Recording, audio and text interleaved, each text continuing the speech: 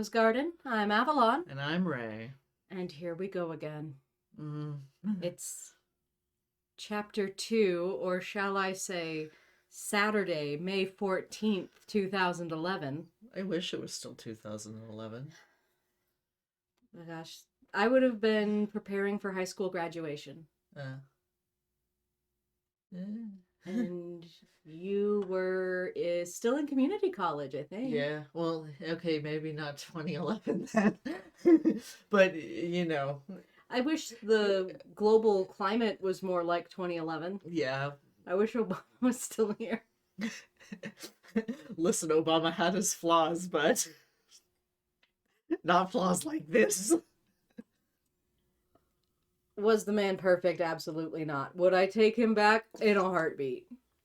Yeah. I would take Bush back in a heartbeat at this point. Oh. That's pretty bad. That's pretty bad. That's pretty bad.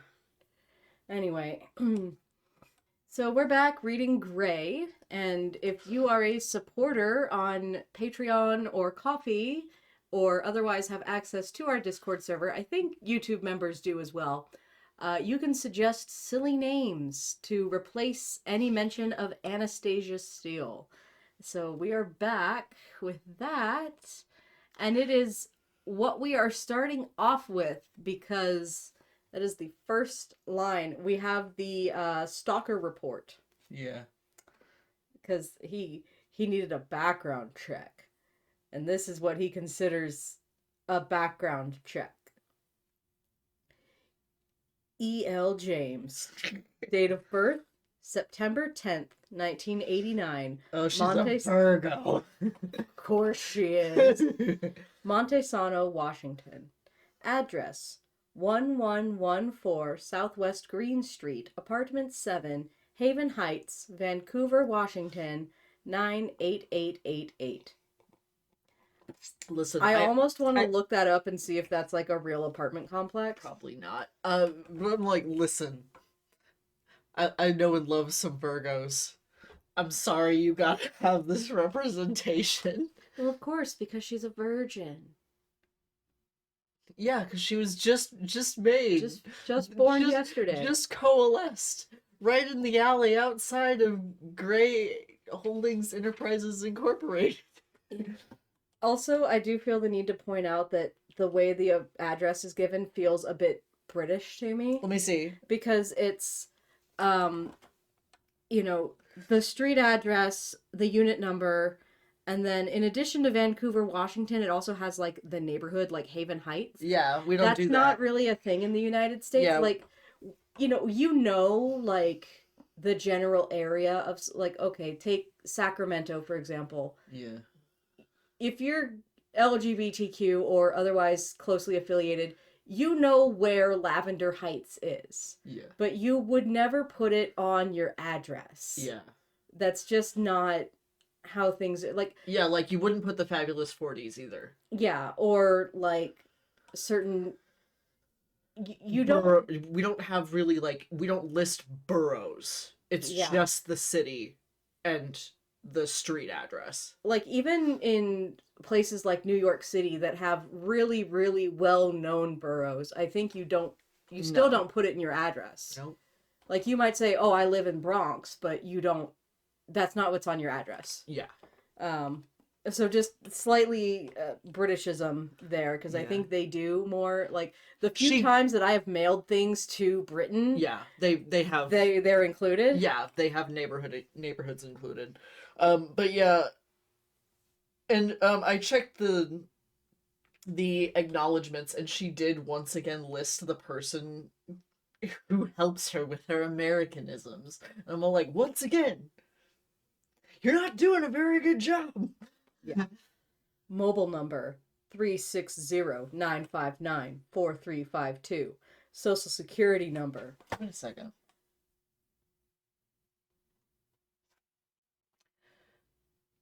She didn't do the 555, yeah. So that could realistically be a phone number in America. Once again, an Americanism that should have been caught. Yeah. Again, I am also tempted to look up and see if 360 is a Washington area code. It might be. In which case, we got time. Yeah. Let's see. Okay, you hold the book. 360. Area code 360. Let's see how much research went into this. Yeah, if you do like. It is in Washington for Western Metro Seattle. Okay, so that. Yeah, so she should have just done accurate 360 and then done a 555 number. Yeah. Sorry to whoever actually has that phone number. Also, the social security number here is just 987-65-4320. So yeah, just made up, just going backwards down the number. Yeah, so she gave a nonsense like kind of because social security number, but she couldn't do a nonsense phone number. Like, come on. And from my understanding of how social security numbers work, Anastasia is older than I am. Like, her date of birth is a few years before mine. So, yeah, her social security number should not start with 9. Yeah, but no, it should not. Okay, so at least that's, like, just a random... Like, you can clearly tell that that's fake because it's just going backwards. But at the same time, 9. It's like she should have just done a 555 number. It's like... And the thing is that she worked in television, so it's not like she doesn't know. Yeah. I mean, even if she's, in Britain and not America, I would assume that you'd still know that, American movies and television are very popular abroad. Yeah. You would know that 555 is the generally accepted fake number. Yeah. Anyway. Bank. Wells Fargo Bank, Vancouver, Washington. Account number 309361. Balance $683.16. Oh, damn, girl. Yeah, that sounds about right for a college student living in Seattle. That's high for a college student living in Seattle. Assuming she's paid rent already? Yeah, well, she has a job at a hardware store. Yeah, but like having any money. True. Maybe she's getting allowance from her folks. Maybe, but I doubt it. In college. Anyway. Because she is affording a room, a apartment in Seattle with just one roommate. Well, Vancouver, but yeah. Vancouver, yeah. Whatever. It's still pretty decent. Yeah. Well, we know that Kate's loaded. So maybe Kate is paying the rent. Maybe. So maybe that is just like the savings from her meager little hardware store job. Still, more money than I had in my bank account in college. Fair enough. And I lived at home. Definitely more than I had. Occupation, undergraduate student, WSU Vancouver College of Arts and Sciences, English major, GPA 4.0. Bullshit. Bullshit. Prior education, Montesano Junior Senior High School.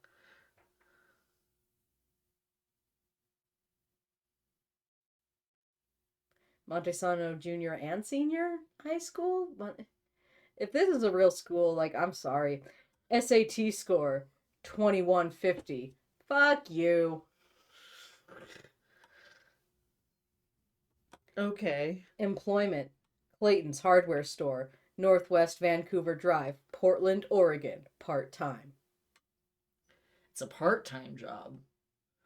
So really, she's like bringing in nothing. Yeah.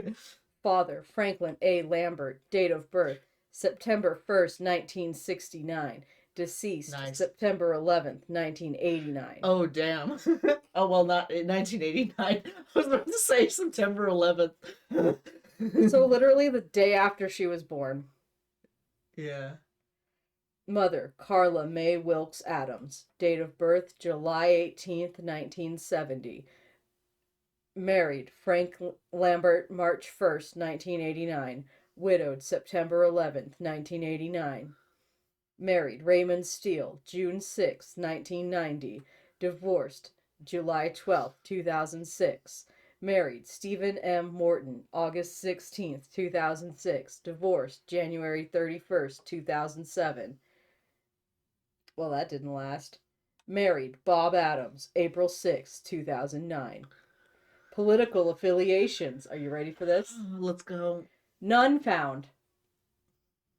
And she's a college student in Vancouver, Washington, and she doesn't have political affiliation. Religious affiliations, none found. Of course. Just literally birthed like that day. Sexual orientation, not known. Once again, a student in Vancouver, Washington. Are you sure? Relationships, none indicated at present. I pored over the executive summary for the 100th time since I received it 2 days ago, looking for some insight into the enigmatic Miss Original Character Don't Steal. I cannot get the damned woman out of my mind, and it's seriously beginning to piss me off. This past week, during particularly dull meetings, I found myself replaying the interview in my head. Her fumbling fingers on the recorder, the way she tucked her hair behind her ear, the lip biting. I know that, like, we're talking about, like, a voice recorder, but my first thought was, like, the little... She comes in, plays, Claire de Lune on the recorder, leaves, and he's like, oh god, I can't not fuck her. She has bewitched me, heart and soul. Yes, the lip biting. I can play all 57 Pokemon theme songs. I can play you any Kingdom Hearts song you want. Anyway, yes, the lip biting gets me every time.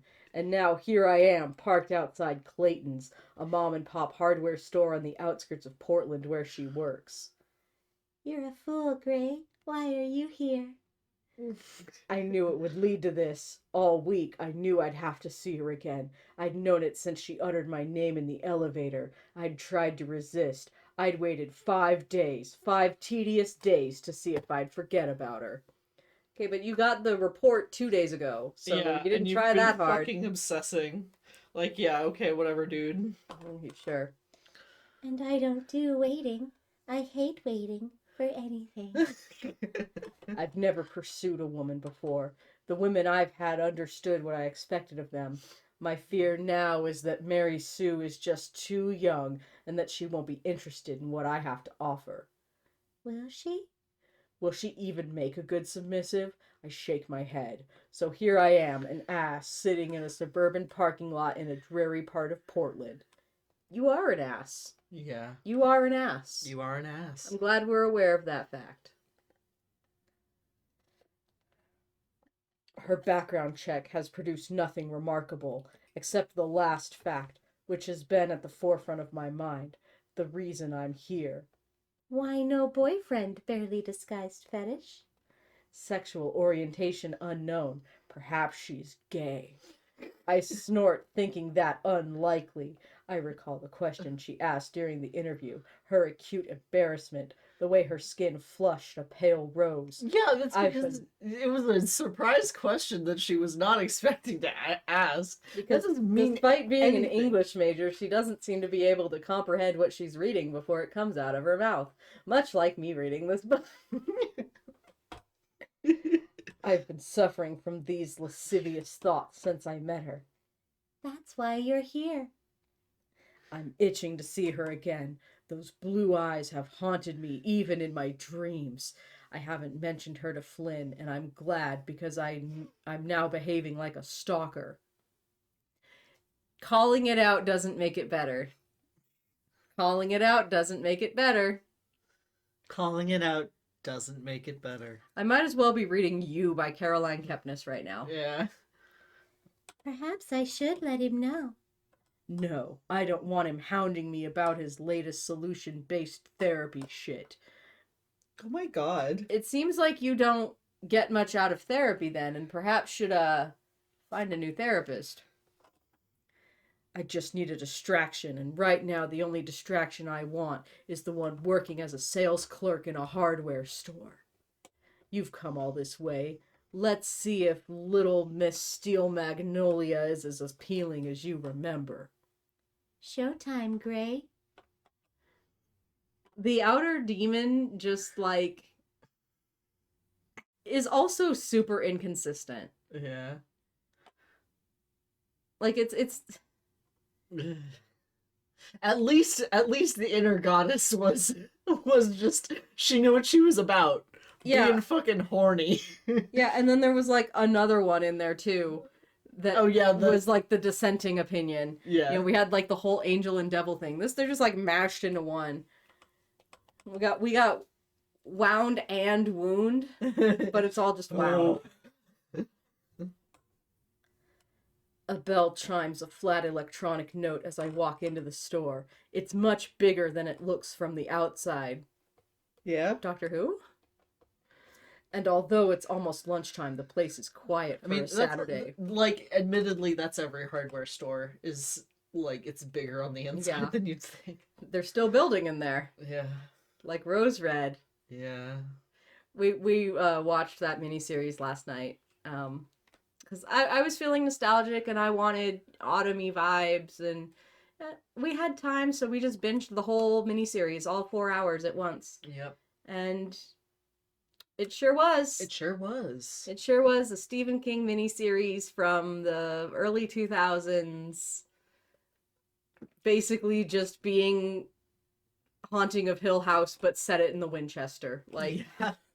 And you know what? That's fine. That's fun for me. I enjoy that. There are aisles and aisles of the usual junk you'd expect. Yes. Yeah. Yeah. It's a hardware store, It's dude. not a specialty shop. I'd forgotten the possibilities that a hardware store could present to someone like me. I mainly shop online for my needs, but while I'm here, maybe I'll stock up on a few items. No. We've gone into this before, but it's all like, you don't want to use anything you find in a hardware store for kink. Not unless you're going for something real specific there.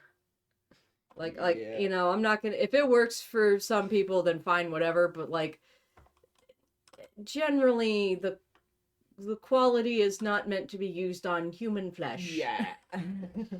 Generally speaking. Velcro, split rings. Yeah.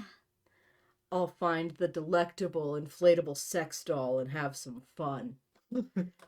It takes me all of 3 seconds to spot her. She's hunched over the counter, staring intently at a computer screen and picking at her lunch, a bagel. No. 2 bagels. Absent-mindedly, she wipes a crumb from the corner of her lips and into her mouth and sucks on her finger. My cock twitches in response.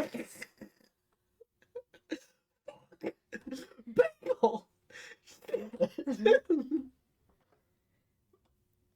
What am I, 14? You basically... Yeah, pretty much. But also just pointing out here that, again, this book makes him worse. Because in the original, yeah, we know that he's showing up at her place of employment to see her, and he's buying stuff, and there's, like, a lot of gross kind of sexual innuendo.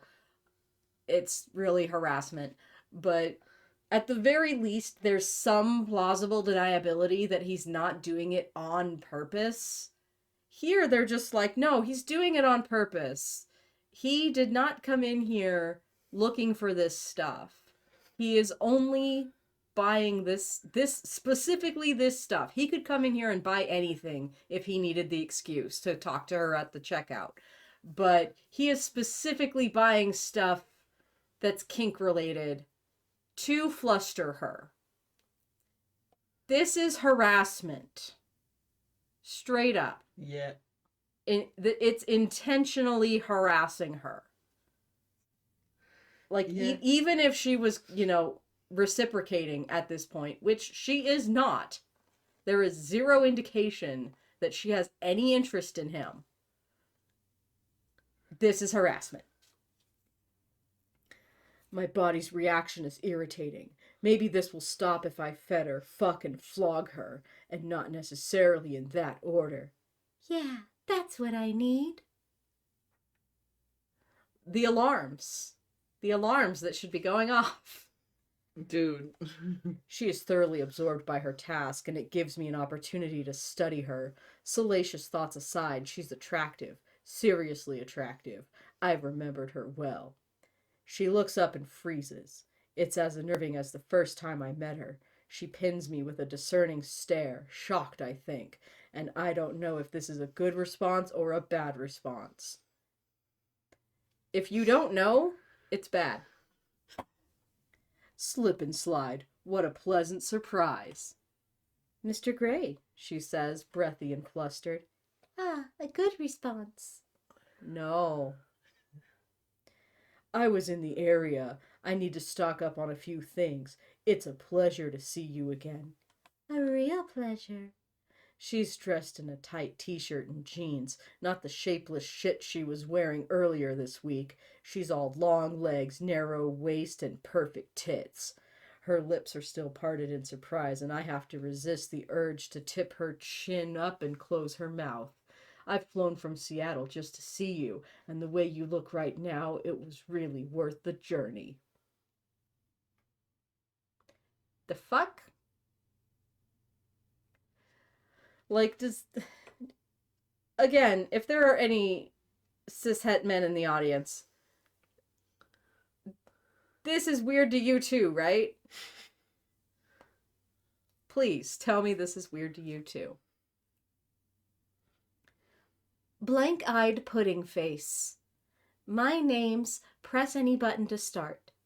What can I help you with, Mr. Gray? She takes a deep breath, squares her shoulders like she did in the interview, and gives me a fake smile that I'm sure she reserves for customers. Game on, my own personal brand of heroin. There are a few items I need. To start with, I'd like some cable ties. Once again, we've said it before. No. Don't use cable ties. Please. Like, I'm sure that there is some beyond advanced kinkster out there that has mastered the art of making sure that the cable ties don't get too tight. But generally, no. Don't do that. Don't do That's it. not safe. Remember, the 3 core tenets of kink. Safe, sane, consensual. He is none of these things. My request catches her off guard. She looks stunned. Okay, that aside, cable ties are a pretty normal thing. Yeah. I have never walked into a hardware store and been like, hey, where are the cable ties? And had anyone who was assisting me look shocked. Yeah. Or dumbfounded that I'm looking for cable ties. Because they're just kind of a useful thing to have around. Yeah. Oh, this is going to be fun. You'd be amazed what I can do with a few cable ties, baby. Kill someone. You could really hurt or kill someone if you're not being safe with those. We stock various lengths. Shall I show you? She says, finding her voice. Please lead the way. She steps out from behind the counter and She steps out from behind the counter and gestures toward one of the aisles. She's wearing Chucks. Idly, I wonder what she'd look like in skyscraper heels. Louboutins. Nothing but Louboutins. Jesus Christ. They're with the electrical goods, aisle 8. Her voice wavers and she blushes. She is affected by me. Hope blooms in my chest. She's not gay then. I smirk. What are you? Okay. Sure. Sure. After you. I hold my hand out for her to lead the way. Letting her walk ahead gives me the space and time to admire her fantastic ass. Her long, thick ponytail keeps time like a metronome to the gentle sway of her hips. She really is the whole package. Sweet, polite, and beautiful, with all the physical attributes I value in a submissive. But the million-dollar question is, could she be a submissive? She probably knows nothing of the lifestyle, my lifestyle, but I very much want to introduce her to it. You're getting way ahead of yourself on this deal, Gray. Are you in Portland on business? She asks, interrupting my thoughts. Her voice is high. She's feigning disinterest. It makes me want to laugh. Women rarely make me laugh. I'm not surprised by that. You must be fun at parties. Yeah.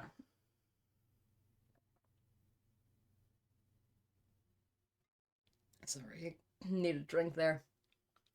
Yeah, if women aren't making you laugh, because you fucking suck, dude. Like, I'm sorry. Yeah, it's Have true. you talked to women? They're hilarious. Yeah.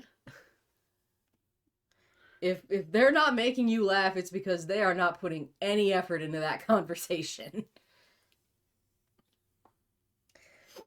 I was visiting the WSU Farming Division. It's based in Vancouver. I lie. Actually, I'm here to see you, Simon says. Her face falls and I feel like shit. I'm currently funding some research there in crop rotation and soil science. That at least is true. All part of your Feed the World plan? She arches a brow, amused. Something like that, I mutter. Is she laughing at me? Oh, I'd love to put a stop to that if she is. But Oh, how to shut the start? fuck up. Maybe with dinner rather than the usual interview. Now that would be novel, taking us prospect out to dinner. Don't like how he phrases that. I don't like how he phrases anything, to be honest. Yeah, I don't like how he treats people Yeah. in general. And I mean, no surprise there, but like, even if you are only interested in pursuing a sexual relationship with someone, which isn't uncommon in BDSM spaces, some people are strictly play partners and don't have an emotional relationship outside of that, and that's fine. But you still need to treat people with basic dignity and respect. Yeah. Like, outside of a scene, that is still a human being. Yeah.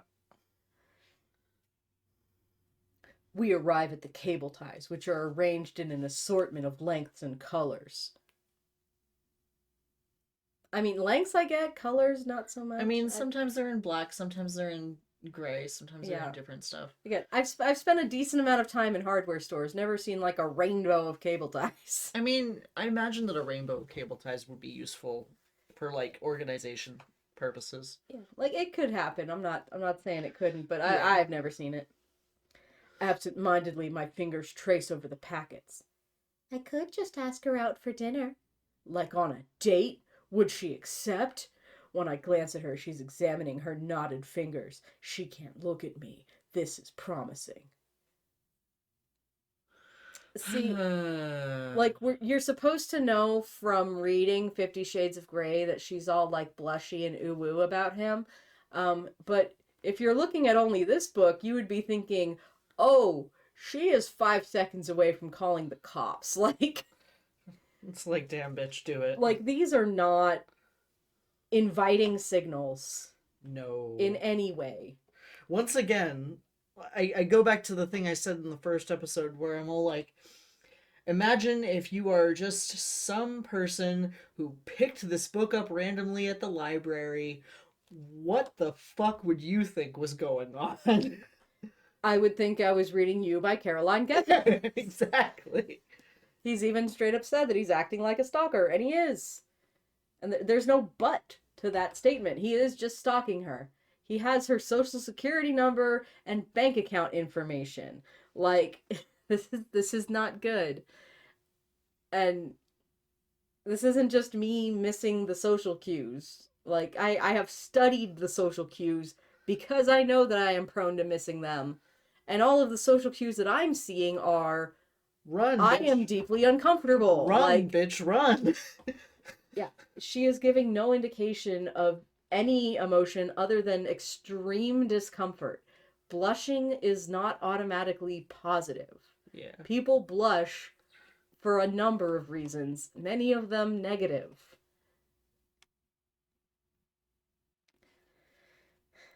I select the longer ties. They're more flexible after all, as they can accommodate 2 ankles and 2 wrists at once. Oh my fucking god. This is somehow worse than what I thought. Wait, what did you think? Somehow in my mind, what I imagined was that he was using, like, one cable tie to like create a cuff on each joint, and then using a third cable tie to zip those together very closely. Oh no, see, I was thinking the whole like kidnapper, serial killer, kit and caboodle. He's just like zip tying their freaking ankles and wrists together. Which is why I'm just like, don't know which is worse. I mean, they're both bad. They're both bad, and that is not how you should use cable ties. Like, they're both bad, but like in my imagining of like, I guess, MacGyvered handcuffs here, like, if you're pulling on it, the stress, like the pull point would be on the middle link that's not connected to your body. Yeah. Versus the other one is just straight up pulling against your skin. Don't do this. Don't do this. Don't do this. These will do. Is there anything else? She says quickly. Either she's being super attentive or she wants to get me out of the store. I don't know which. She wants you to leave. I'd like some masking tape. Are you redecorating? No, not redecorating. Oh, if only you knew. This way, she says. Masking tape is in the decorating aisle. Come on, Gray. You don't have much time. Engage her in some conversation. Have you worked here long? Of course, I already know the answer. Unlike some people, I do my research. That's called stalking. For some reason, she's embarrassed. Christ, this girl is shy. I don't have a hope in hell. She turns quickly and walks down the aisle toward the section labeled decorating. I follow her eagerly like a puppy.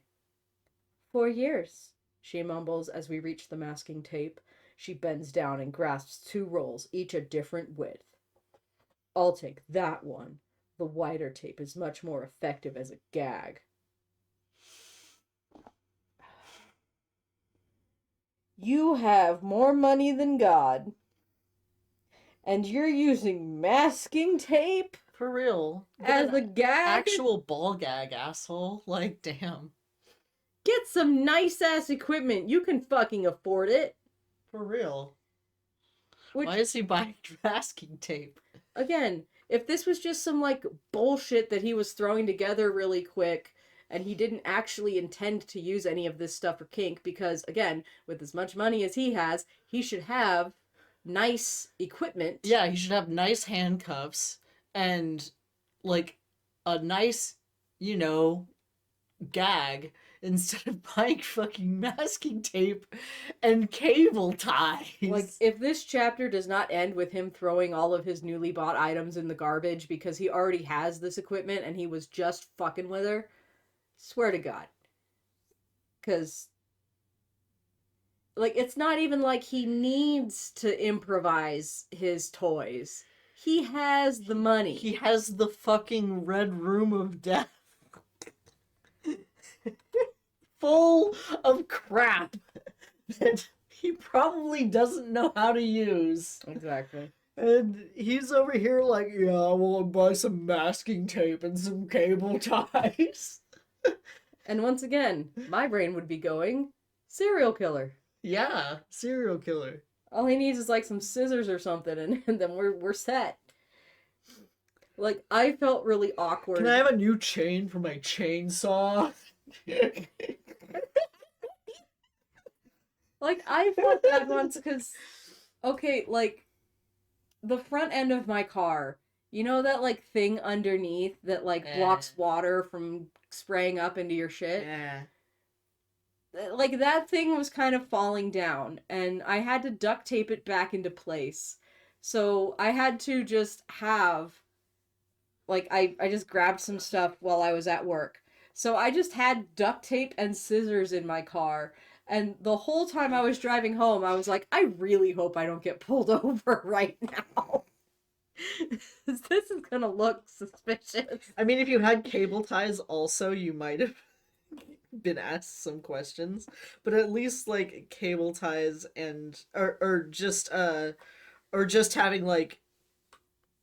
Duct tape and scissors on its own isn't necessarily the worst thing you could do.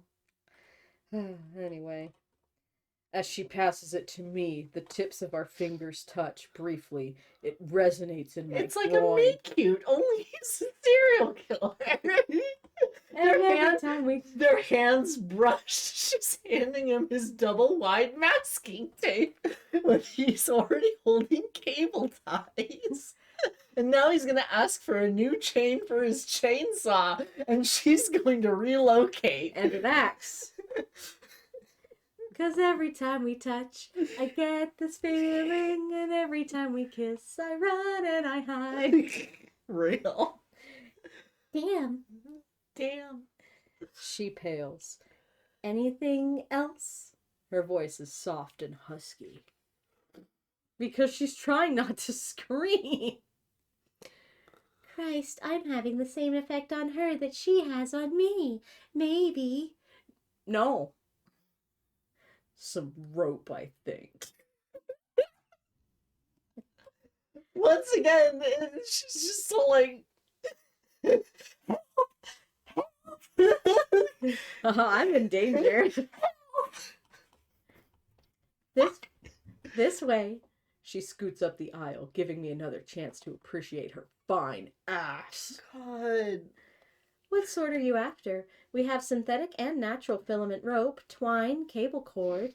Shit, stop. I groan inwardly, trying to chase away the image of her suspended from the ceiling in my playroom. I'll take 5 yards of natural filament rope, please. It's coarser and chafes more if you struggle against it. My rope of choice. Like, he is a sadist. I guess that tracks. Yeah, but at the same time, it's all like, this is probably why you can't hold on to submissives for too long. Especially because, imagine this guy trying to give aftercare.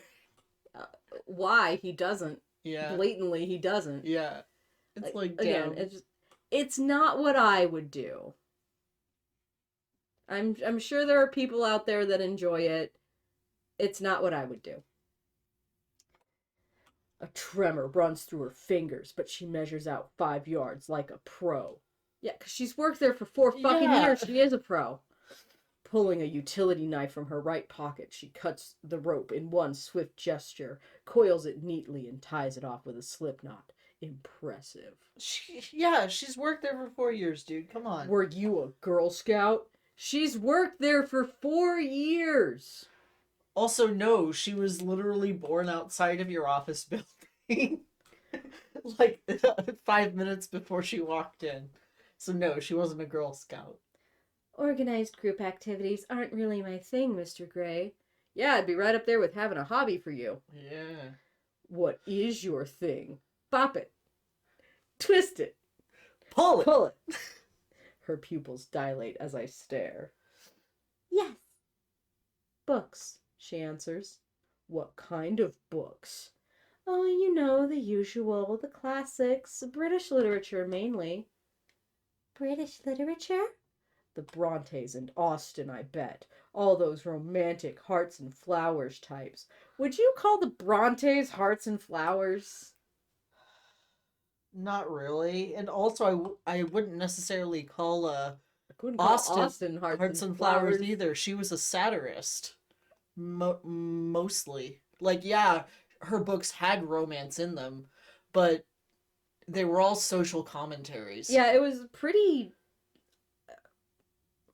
cutting edge feminism for the day. Like, yeah. But then again, he also, like, doesn't have the biggest opinion of women.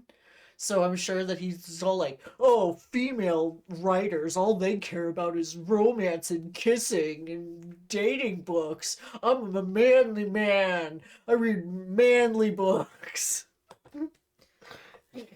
about men in their 40s having affairs with their babies. For real. Gosh, I'm starting to think that Christian has a problem with women. You're just starting to think that it's subtle, but it's there. That's not good. Anything else you need? I don't know. What else would you recommend? I want to see her reaction. For a do-it-yourselfer? She asks, surprised. I want to hoot with laughter.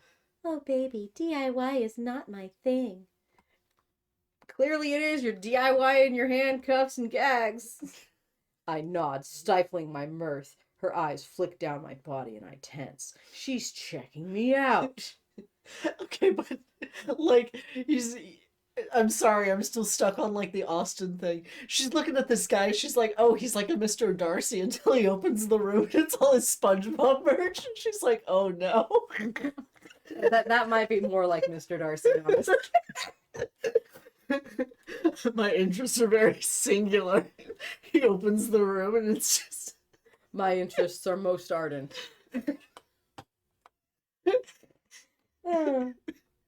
Coveralls, she blurts out. It's the most unexpected thing I've heard her say since the "Are you gay?" question. You wouldn't want to ruin your clothing. She gestures to my jeans. I can't resist. I could always take them off.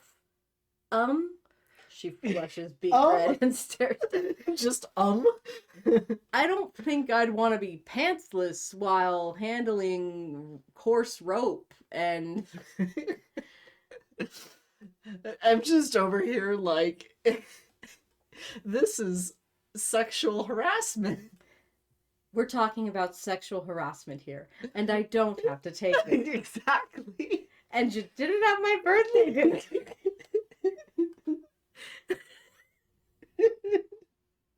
How many times? Okay. We gotta get a counter going for Jenny Nicholson. For Phaelus. For Savvy Writes Book. For Savvy Writes Books. Because although I know that "and you did it at my birthday dinner" is not Savvy Writes Tati Books. Writes Book, yeah. Yeah. But we mostly see it referenced in Savvy Writes Books videos. Get you some nuts. Yeah, you effing. effing. Up yours, Whoop Moralist. We'll see who cancels who. We love Savvy Writes. Oh, and Read with Cindy. And Read with Cindy. Read with Cindy. Or with Cindy is With what Cindy, she goes by yeah. now. But just those 4 channels. Oh, I guess JonTron. Throw JonTron in there too. And maybe ContraPoints. Like, we're just listing out my following, my subscribing channels. There will be references. There will be so many references. Because we have to survive. Anyway.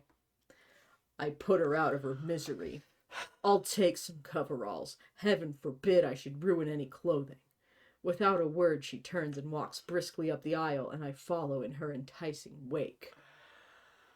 Imagine how uncomfortable you would be. Just place yourself in the position of a woman in her early 20s, presumably working the floor alone at this hardware store because there has been no mention of any other coworkers around.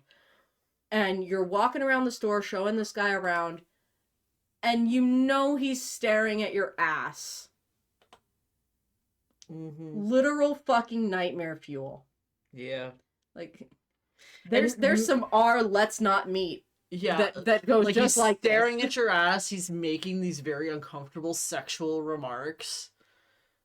And I'm like, and this is just reality for so many women. Mm-hmm. Like, again, I'm just looking at this, like, what part of this is meant to be the fantasy? His money is the fantasy. Yeah. Because he's a rich, attractive person.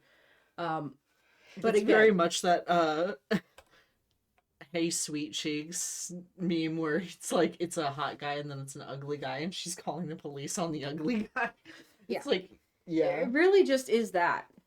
Because he has shown zero restraint, zero discipline, zero decency in any of the interactions they've had. The 2 interactions that they have had. So, yeah, like, I don't know. I personally don't get it. Yeah. And that doesn't mean that anyone who is into this is, like, a bad person or not intelligent or whatever. It's just, I legitimately do not see the appeal. Do you need anything else? She says, sounding breathless as she hands me a pair of blue coveralls. She's mortified, eyes still cast down. Christ, she does things to me. How's the article coming along? I ask, in the hope she might relax a little. She looks up and gives me a brief, relieved smile. Finally. The fuck do you mean, finally? The entire purpose of this interaction has been to make her uncomfortable. Literally, you came here with the intent of making her uncomfortable. What do you mean, finally, as she's giving you a relieved smile? I'm not writing it. Catherine is. Miss Kavanaugh. My roommate. She's the writer. She's very happy with it. Really? She's the editor of the newspaper, and she was devastated that she couldn't do the interview in person. It's the longest sentence she's uttered since we first met, and she's talking about someone else, not herself. Interesting. Before I can comment, she adds, Her only concern is that she doesn't have any original photographs of you. the tenacious Miss Kavanaugh wants photographs. Publicity stills, eh? I can do that. It will allow me to spend time with the delectable target practice. What sort of photographs does she want? She gazes at me for a moment and then shakes her head, perplexed, not knowing what to say. Well, I'm around. Tomorrow, perhaps.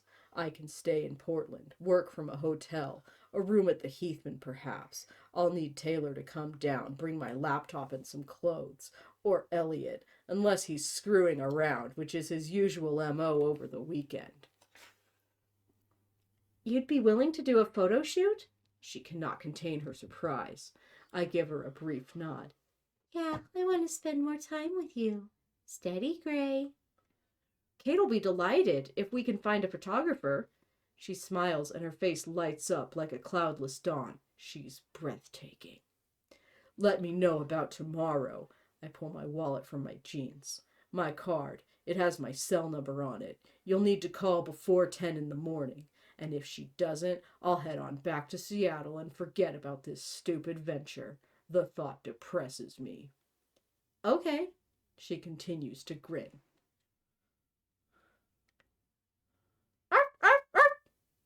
We both turn as a young man dressed in casual designer gear appears at the far end of the aisle. His eyes are all over little pig boy. Who the hell is this prick? I feel like that was the most accurate use of the barking. Of course it had to be Jose. Fucking Jacob. Damn. Wow. Excuse me for a moment, Mr. Gray. She walks toward him, and the asshole engulfs her in a gorilla-like hug. My blood runs cold. It's a primal response. Get your fucking paws off her.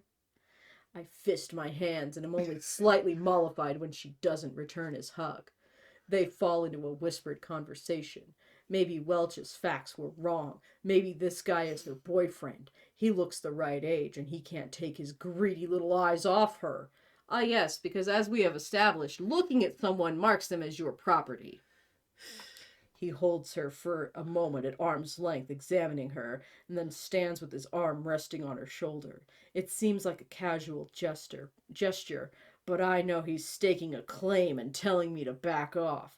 He hasn't even acknowledged you. She seems embarrassed, shifting from foot to foot. Shit. I should go. I've overplayed my hand. She's with this guy. Then she says something else to him and moves out of his reach, touching his arm, not his hand, shrugging him off. It's clear they aren't close. Good. Oh, no, it's not Jacob, it's Paul. Oh. Whoops. Paul, this is Christian Gray. Mr. Gray, this is Paul Clayton. His brother owns the place. She gives me an odd look that I don't understand and continues. I've known Paul ever since I've worked here, though we don't see each other that often. He's back from Princeton, where he's studying business administration. She's babbling, giving me a long explanation and telling me they're not together, I think. The boss's brother, not a boyfriend. I'm relieved, but the extent of the relief I feel is unexpected, and it makes me frown. This woman has really gotten under my skin. Mr. Clayton. My tone is deliberately clipped. Mr. Gray. His handshake is limp, like his hair. Asshole. Oh my god. Wait up, not the Christian Grey of Grey Enterprises Holdings? Oh, you missed the ink. Yeah, that's me, you prick. In a heartbeat, I watch him morph from territorial to obsequious? Yeah, Obsequious. obsequious. I've never seen that word written down before. Hmm. Wow, is there anything I can get you? Pussy Willow has it covered, Mr. Clayton. She's been very attentive. Now, fuck off. Cool, he gushes, all white teeth and deferential. Catch you later, Anastasia Peel. Oh, I lost my place. Sure, Paul, she says, and he ambles off to the back of the store. I watch him disappear. Anything else, Mr. Grey? Just these items, I mutter. Shit. I'm out of time, and I still don't know if I'm going to see her again. I have to know whether there's a hope in hell she might consider what I have in mind. How can I ask her? I'm ready to take on a submissive... Am I ready to take on a submissive who knows nothing? She's going to need substantial training. Closing my eyes, I imagine the interesting possibilities this presents. Getting there is going to be half the fun. Will she even be up for this, or do I have it all wrong? Well, at least there's one true statement here. Getting there is half the fun. I just don't feel like he would be very fun to get there with. Yeah. She walks back to the cashier's counter and brings up my purchases, all the while keeping her eyes on the register. Also, just gotta pause. Because again, I don't speak for the whole kink community. I'm not even all that involved in the kink community. But this attitude that E.L. James is coming at this with, where like, this is like a skill that you learn and become good at, rather than just a part of a relationship dynamic. Like, again, I am no schooler on this topic. I'm sure that there are people who have specific kinks that they enjoy and that they want to enjoy consistently, no matter what partner that they might be with. But in personal experience, this is such a, like, one-on-one kind of interpersonal relationship kind of thing that it's like I wouldn't expect the way a submissive or a dom acts with one partner to be how they act with another partner, or even for them to have the same dynamic or role with a different partner. Also, switches exist. Like, it's not 100% subs and 100% doms. There are situations wherein they might trade roles or might have a different role with a different partner. Like, just the way it's being treated is, again, the most heteronormative viewpoint of kink I've ever seen. Yeah. And I don't know, that just rubs me the wrong way. Yeah. He's like, oh, like, yeah, she's gonna need training as a submissive. Any new partner that you're with is going to require some adjustment and learning each other's likes and dislikes and building that's that what the chemistry. Fucking contract is for in his eyes. He's just all like, anyway, here's a gigantic stack of paper. This is our kink negotiation. And that's just so sad to me. Yeah. Because He's again, just so unwilling to actually like communicate with people on a human level. Yeah. And like, he's treating it like a fucking business transaction because that's all he understands. And it's like, and I'm not gonna get like TMI here or whatever, but like, again, who you're with can create so many different experiences. Like,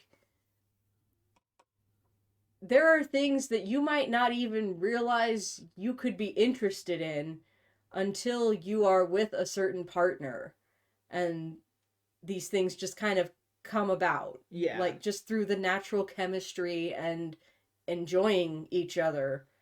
you can discover new things about yourself that you didn't even know you were into. And it just, this attitude just stifles all of that. I'm like, this is so dull and sad. So boring. This is so lifeless. He's the most boring motherfucker. Like, there's nothing organic. There's nothing He's fun. Christian beige. Truly.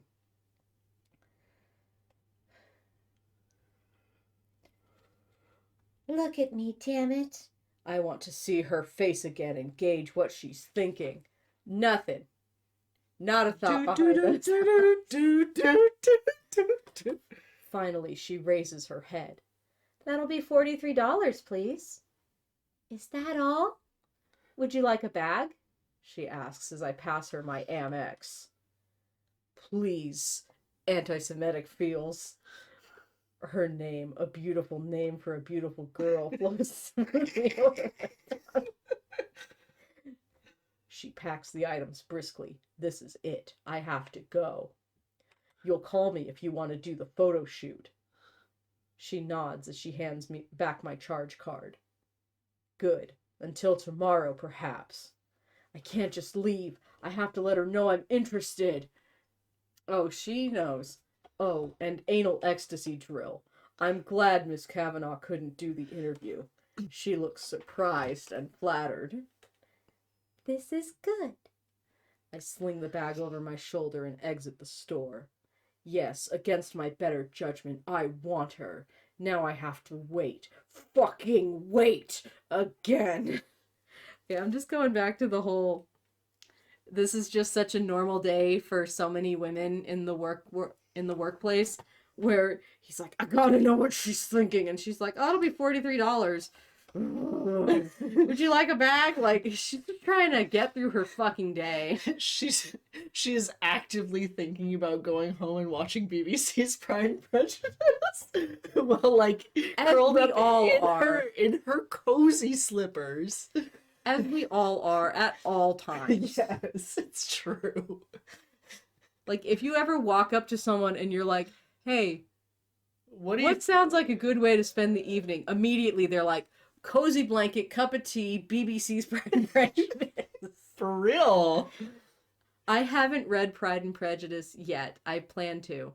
But I have seen it. I have a s- nice illustrated version. That's the one I'm going to read. Yeah. Because you want me to read it, and I Yes. want to enjoy the things that you enjoy. Yeah. Because we have a healthy and loving relationship.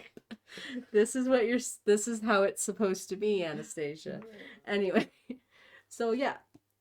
Golly, imagine that, liking the things that your partner likes, or even if I don't, because I'm not a big classics person, Yeah, and you're more into that. But he just immediately was all like, ugh, the stuff that she's into, gross, disgusting. If she's not into getting her ass beat on my leather bed, I don't care. God, I forgot the bed is leather. Oh, God. All the fluids.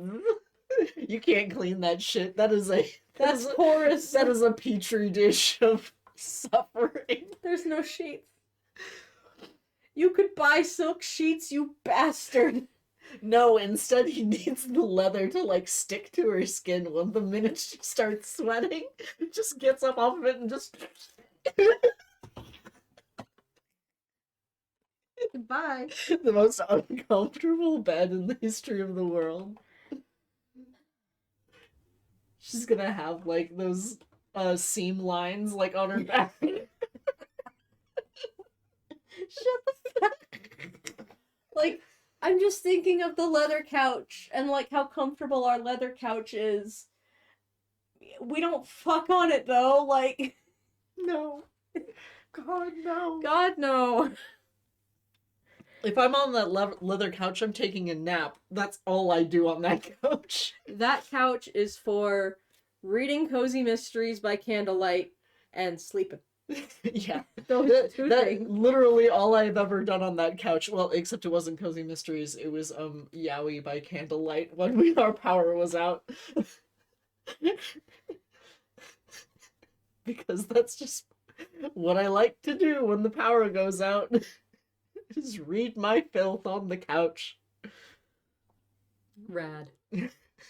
Yeah, I'm pretty sure the last time the power went out, it was just like I was reading Witches of Moonshine Manor, and you were there with like some illicit materials, and we're just sitting there reading by candlelight, having a good time. I think it was actually BL last time. It was just like it was just I think it was only the ring finger nose, which isn't like Graphic. It isn't explicit, but it is horrendously gay. The best. Horrendously gay in like the way that only early 2000s like boys love could be. Early 2000s boys love was its own own thing. all you Omegaverse people being, and I'm just look back and I'm all like, that's just a nuke and a semi. I've been here before. I know what this is. All right, we still got more pages to go. I'm somehow. trying my best. Utilizing willpower that would make Elena proud. No. I keep my eyes ahead as I take my cell out of my pocket and climb into the rental car. I'm deliberately not looking back at her. I'm not. My eyes flick to the rearview mirror where I can see the shop door, but all I see is the quaint storefront. She's not in the window staring out at me. She's calling the cops. She's doing her fucking job. She's still on the clock. It's disappointing. I press 1 on speed dial and Taylor answers before the phone has a chance to ring. Mr. Gray, he says, make reservations at the Heathman. I'm staying in Portland this weekend. And can you bring down the SUV, my computer, and the paperwork beneath it, and a change or two of clothes? Yes, sir. And Charlie fucking Tango. Have fucking Tango. Have Joe move her to PDX. Will do, sir. I'll be with you in about 3.5 hours. I hang up and start the car, so I have a few hours in Portland while I wait to see if this girl is interested in me. What to do. Time for a hike, I think. Maybe I can walk this strange hunger out of my system. Time skip tilty. No, it's just a line. Oh, it's just a line. Okay, this one has a line, but there's no line for the one beneath it. Okay. I mean, far be it from me to complain about formatting shit, because formatting has been the bane of my existence. But at the same time... But I'm one person and not a publishing house. Yeah. You're indie. This was traditionally published nonsense. Yeah. It's been 5 hours with no phone call from the delectable Anna Banana Niels. What the hell was I thinking?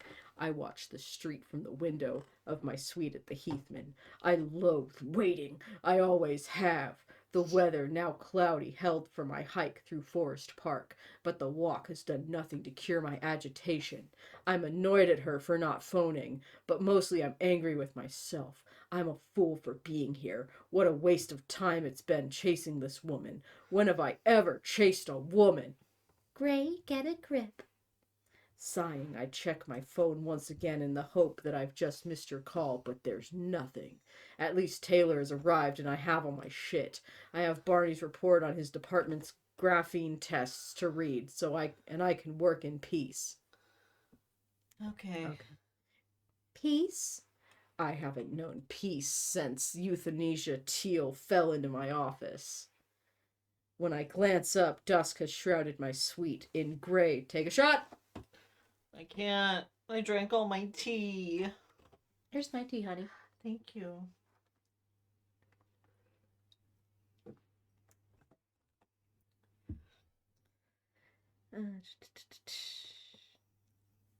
Shadows.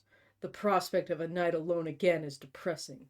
While I contemplate what to do, my phone vibrates against the polished wood of the desk, and an unknown but vaguely familiar number with a Washington area code flashes on the screen. Suddenly, my heart is pumping as if I've run 10 miles. Is it her? I answer. Mr. Gray, it's Ataxia Bill. My face erupts in a shit-eating grin. Well. Breathy, nervous, soft-spoken, Uma Musume Bland Derby. My evening is looking up. Oh, we're almost out of names already. Okay, there we go. Upper respiratory tract infection. How nice to hear from you. There's one woo in every chapter. I hear her breath hitch and the sound travels directly to my groin.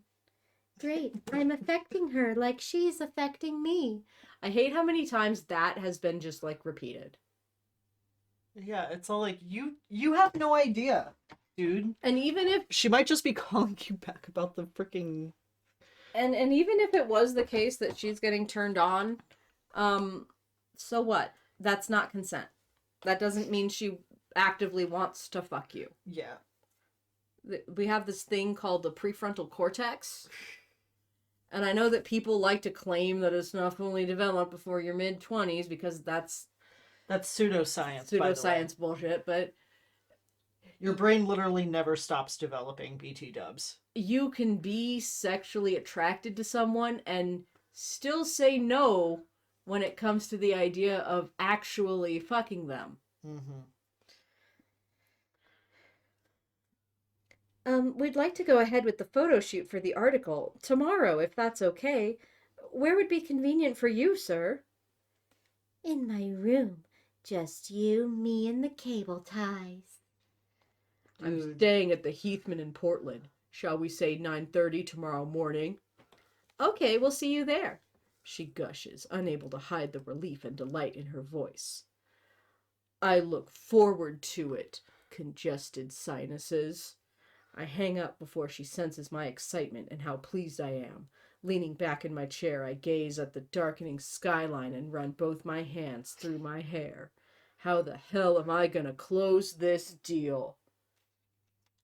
And that. Hated that. Hated that. Hated every moment of that. I'm almost missing Throne of Ass. Like, Almost. oh, there's a lot of similar things wrong between E.L. James and S.J.M.'s writing styles, namely the constant repetition and the we're gonna say one thing, but then we're never gonna actually show that thing. And yeah, it's not fantastic. Like, they write poorly in very similar ways, but I feel like without the fantasy and like the fairy dick and shit, and at least the semblance of an interesting plot, Grey is just worse. Yeah. Because at least with Throne of Ass, I could be like imagining a better storyline, but with Grey, it's just this just should be a suspense thriller. Yeah. And not a romance. Not even like a dark romance. Like that's become a very popular term to throw around, is dark romance. And I don't feel that Grey would even, or 50 Shades of Grey as a franchise would even qualify under dark romance. Because the point of dark romance is that you know going in that it's fucked up. Well, also, the characters kind of acknowledge that it's fucked up. Yeah, like, everyone's kind of on the same page about, yeah, this is bad, but, like, fuck it. Yeah, like, the whole point is, like, the guilty pleasure of it all, I guess. Or, like, it's not even guilty pleasure, like, it's a taboo fantasy, and, like, that's the whole point. The only real fantasy element of these books that I could consider even slightly sexy was that he has a lot of money. Yeah, he's just rich. Like, everything else... And even that's treated like taboo, because Anastasia at no point is allowed to enjoy the fact that he's rich. Yeah, it's... Because he has, like, the worst, like, rich white guy taste in the history of the world. Like, all of his furnishings are he's gray and ultra modern, and I'm just like, minimalist. I fucking hate rich people who don't know how to be rich. Like, at least build a fucking castle. Yeah, at least build a goddamn castle. Like, damn, you're richer than God. You can do whatever you want. Just do it. Just build a castle, asshole. Like, If I won the lottery, I wouldn't say anything, but there would be There would be signs. signs. Stained glass windows everywhere. Yeah, stained glass windows everywhere, and just yes. Yes. Oh well. Okay, that's it. We've survived chapter 2. I guess we just keep going because since the chapters aren't numbered, I don't know how many chapters there are in this book. Oh boy. We could count them, I'm sure, but Yeah. that's more energy than I'm willing to afford. So, thank you for being here. Please, if you are a supporter, give us more silly names. If we do run out of silly names, I will just have our Cards Against Disney deck here, so we could just start pulling white cards. I do really think we should just have one episode where we just start pulling white card. Maybe we'll do that next episode. Yeah, because we desperately need more names. So next chapter 3 will be the Disney card episode while we replenish our supply of Because names, we have Cards Against Disney. which is fantastic and is fun because I understand all the references. Okay, so look forward to that.